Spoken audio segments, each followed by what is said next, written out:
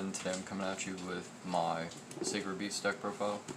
This is my budget build of 2 decks right now. Our current Walmart only had 2, so I'm waiting on the 3rd one in the mail. So starting off in the deck, we got your Chaos Summoning Beast. So essentially when you normal summon him, you just tribute him off, and then special summon a Uriah, Hamon, or Raphael straight from your hand. And then while this card is in your graveyard, you can banish it and add a Fallen Paradise, which is your Pot of Greed for the deck. I play 2 of the Dark Beckoning Beast. Dark Beckoning Beast is a pretty good combo starter, being able to search out your Dark Summoning Beast and being the additional normal summon once per turn. You can tribute this off to bring out the Dark Summoning Beast. And then you can tribute off the Dark Summoning Beast to special summon a Hamon, Raphael, or Uriah straight from the deck, but you cannot conduct your battle phase well, you cannot attack this turn. And then you can banish this card and then add one of the 3 Sacred Beasts from your deck to your hand.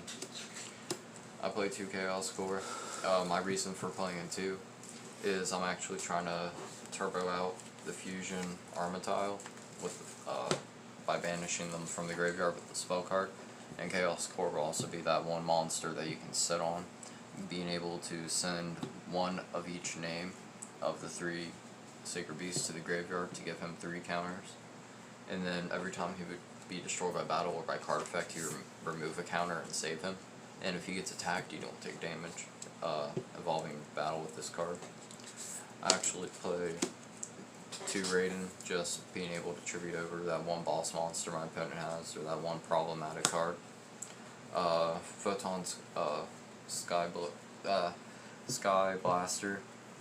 So this card will actually summon tokens equal to the number of face-up monsters you control when he's normal summon or flip summon, which is another way to turbo out your Uriah from hand. Your Raphael from hand.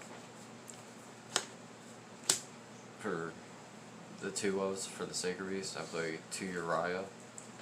To summon Uriah, you gotta tribute off 3 continuous spell cards from the field, and then he gains 1,000 for every one in the graveyard. And then once per turn, you can target one set spell or trap your opponent controls, destroy it, and they cannot respond to the activation of it. 2 Hamon, Word of Striking Thunder. While this card is in defense position, your opponent cannot attack any other monsters but it. And whenever he destroys a monster by battle, you take 1,000 points of damage added on to that. I play 2 Raphael. You gotta tribute 3 Fiends, special summon this card from your hand. Whenever your opponent would normal summon or special summon a monster, you get a token with 1,000 attack, 1,000 defense. Then you can tribute 1 monster you control, and then he'll gain attack equal to the original monster's attack,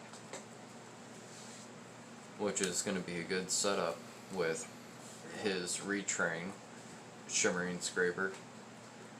You can send this card from hand to the graveyard, and then double his attack, and then he can attack all monsters your opponent controls once. And then you can, for example, go main phase 2, tribute off a monster, add this back to your hand.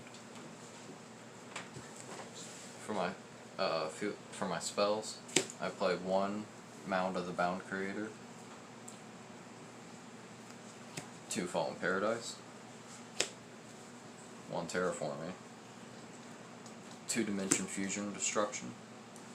So while you have Uriah, the 3 Sacred Beasts and all them, either on the field or in the graveyard, doesn't matter how it is, you can banish those 3 and either summon out your Armatile or your Phantasm Emperor.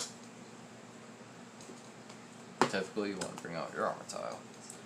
I play 2 Opening of the Sacred Gates. Whenever it's activated, you can search for one of the 3 Sacred Beasts or a card that has it listed in its name. And then once per turn, you can ditch a monster from your hand. Target one that is 0/0 in your graveyard and special summon it. 2 Mystical Space Typhoons just to get rid of spells and traps. 2 Sword of Concealing Light just to stall my opponent down a little bit if they go first and build a big board. One Pot of Equivalences to shuffle back the Sacred Beast after I fuse with them, so I can further extend my plays. And one Cerulean Sky attack. So with this card, whenever your opponent would activate a spell or trap, you can change your Hamon from attack to defense position, and then negate the activation and destroy it.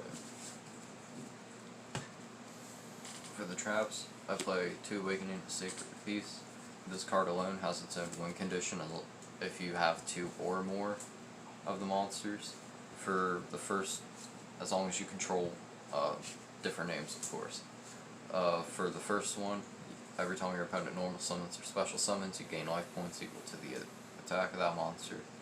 If you got 2, you negate your opponent's activated monster effects, and if you have 3, being the 3 different wards, you pretty much banish any card that gets sent from your opponent's graveyard. To your opponent's graveyard. 2 Mistake, just to lock down the deck after I combo off, get my board established, and have my Fallen Paradise, that way I can just draw and lock my opponent out of their deck. More production, just more draw power in the deck, and to set up combo plays if needed. 1 Imperial Custom to protect my traps. This is the reason why I play Imperial Custom, because if I banish off Uriah and I don't see Equivalence, but I see this, I can not Uriah, Raphael. I can bring back Raphael, or I can bring back any of the banished fiends for combo play of summoning them from the deck or hand. And then I play 1 Hyperblaze, so whenever Uriah would be attacked, or if it declares an attack, you send a trap, a continuous trap actually, from your deck to the graveyard, and then your Uriah gains attack equal to the face-up continuous traps you and your opponent controls, and the continuous traps in yours and your opponent's graveyard. And then he also has a special effect where you can pitch a card, and then special summon Uriah from your graveyard. Going into the extra deck, I promise this deck will improve every time, guys. I play the 1 Almirage, just to have the tribute off to protect my monster. The Gustav Max, just to deal extra damage if needed. 2 the Phantasme Emperor, just to do burn damage to my opponent, and it's also a 4K body. And then 2 of Armityle. So this card is summoned by either banishing the face-up monsters on your field that's listed on it, being the Phantom Lords, or you can use the fusion card to bust them out. And then he cannot be destroyed by battle. And on your turn, he's a 10k attacker. Well guys, that's my $20 budget deck build. Hope you guys enjoyed. Don't forget to leave a like and subscribe. Hit the notification bell for more. I'll catch you guys later. Like and subscribe to Metagame. Hit the bell icon. That shit sharp. For the light you give.